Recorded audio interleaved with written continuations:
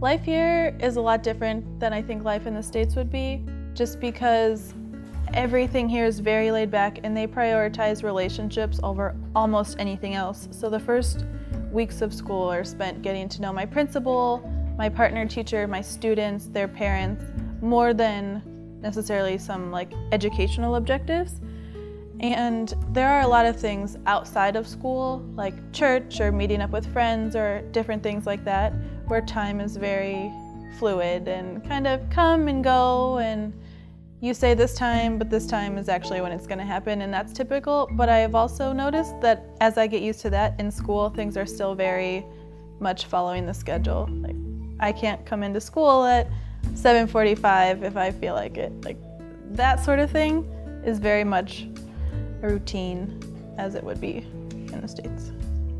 And so I've joined a couple different Bible studies and attend church, and that's really a lot of what we do, because that's a lot of what everybody does here. But we've also had time to travel around, see different things in Honduras, get to a couple different towns. We go to the grocery store a lot, just really anything to get out, try new restaurants, go to new places. As a town, I think Seguatepeque is very different than any place I've really ever lived, because it has public transportation, which is something that I've never had before, but it's also a small town.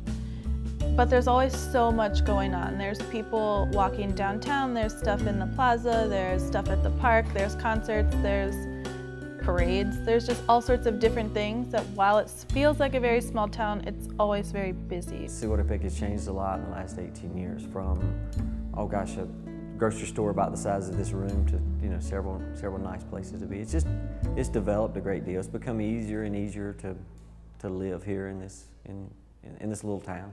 Yeah, it is a safe place. I have teenage kids, sometimes driving around, by themselves.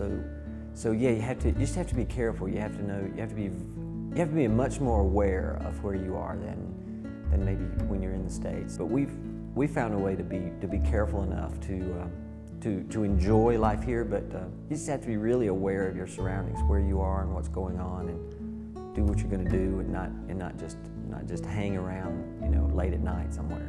I would say we go downtown probably 3 to 4 times a week, just for ice cream or the grocery store. Anything we need is downtown. If we were to walk downtown, I think it would take us about 15 minutes. Or if we were to take a taxi, 3 minutes, if you don't hit any red lights.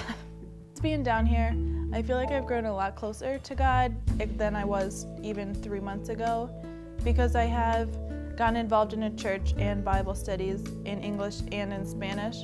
And also it's such a present part of our lives here in school. We have biblical objectives in every lesson. I'm teaching my kids how to act this way.